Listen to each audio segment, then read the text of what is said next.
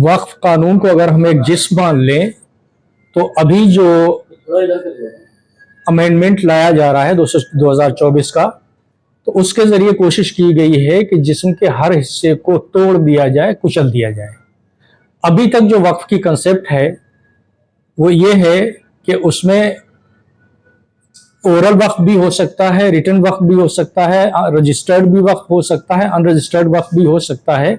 लेकिन अब इस नए एक्ट के जरिए ओरल वक्फ की गुंजाइश खत्म करने की कोशिश की जा रही है। सारा का सारा सब रिटन होना चाहिए, रजिस्टर्ड होना चाहिए। इसके अलावा अभी तक जो मौजूदा प्रोविजंस हैं उसके तहत वक्फ की नोयत मुकम्मल हो जाती थी और अनडिस्प्यूटेड हो जाती थी, जबकि वक्फ सर्वे कमिश्नर अपनी सर्वे रिपोर्ट दे देता था और उसमें एतराज़ात इनवाइट करने के बाद जब उसको फाइनली गजट में शाया कर दिया जाता था तो उसके बाद उसमें किसी तरह की कोई खामी नहीं मानी जाती थी, कमी नहीं मानी जाती थी और फाइनलिटी होती थी कि अब ये वक्फ है और अनडिस्प्यूटेड वक्फ है। तो सर्वे कमिश्नर इस अब नया जो बिल आ रहा है उसमें सर्वे कमिश्नर के ऑफिस को, उसकी पोजीशन को तकरीबन ख़त्म कर दिया गया है और सर्वे कमिश्नर की जगह हर जगह कलेक्टर लफ्ज़ डाला गया है। यानी सारे अख्तियारात अब डिसाइड करने के, ये डिसाइड करना कि कोई प्रॉपर्टी वक्फ है या नहीं है, वो कलेक्टर को दिए जा रहे हैं। कलेक्टर की जो हैसियत होती है और जो पोजीशन है उसमें हम अंदाज़ा लगा सकते हैं कलेक्टर का फैसला क्या होगा, या उससे फैसला ले लिया जाएगा ज़बरदस्ती। तो ये पोजीशन है। इसके अलावा एक और प्रोविज़न होता था वक्फ बाई यूज़र, उसको ख़त्म किया जा रहा है।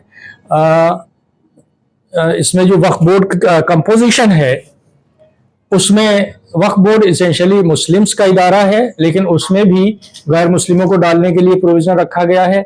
यहाँ पर ये बात काबिल जिक्र है कि हमारे हिंदू भाइयों के जितने भी बड़े बड़े मंदिर हैं, किसी में भी गैर हिंदू को डालने की कोई उसमें गुंजाइश नहीं रखी गई है।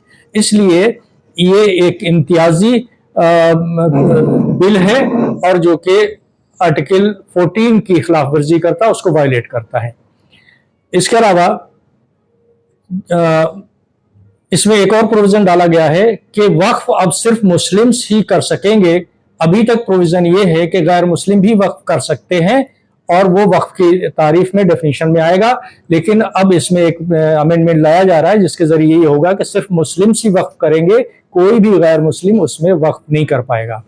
वक्फ बोर्ड के जो अख्तियारात हैं वो बहुत कम कर दिए गए हैं। सारा का सारा अख्तियार, इवन जो कि स्टेट गवर्नमेंट के भी बहुत सारे अख्तियारात थे, वो सारे के सारे सेंट्रल गवर्नमेंट अपने पास लेना चाहती है।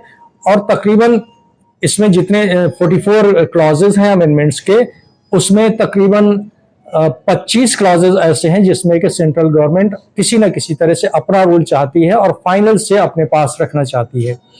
इसके अलावा जो वक्फ प्रॉपर्टीज हैं, अगर हम दिल्ली की बात करें, खासतौर से 123 प्रॉपर्टीज जो कि डीडीए और एलएनडीओ के पास हैं, तो इस तरह का प्रोविजन डाला गया है कि अब उनको वापस लेने की या वक्फ बोर्ड को वापस किए जाने की कोई गुंजाइश बाकी ना रहे और उस पर कोई सवाल ही पैदा ना किया जा सके।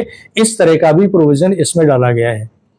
तो ये इस तरह की चीजें हैं कि वक्फ कुछ टाइम के बाद अगर यही बिल पास हो जाता है और ये सारे प्रोविजंस लागू किए जाते हैं तो कुछ टाइम के बाद मुसलमानों, अच्छा उसमें एक चीज और ये भी डाली गई है कि वक्फ तभी वक्फ माना जाएगा जबकि ये साबित कर दें कि ये वक्फ है, और जब तक ये साबित नहीं कर पाते कि वक्फ है तो उसको वक्फ नहीं माना जाएगा। अब जितने भी वक्फ हैं लाखों की तादाद में हैं, 40,000 के आसपास वक्फ पंजाब, हरियाणा, हिमाचल में है, 1 लाख से ज्यादा यूपी में है। तो इन सबको दोबारा से सब साबित करना पड़ेगा राइटिंग में, डॉक्यूमेंट्स के साथ कि आपका वक्फ सही में वक्फ है, और जो भी उसको साबित नहीं कर पाएगा उसको वक्फ नहीं माना जाएगा।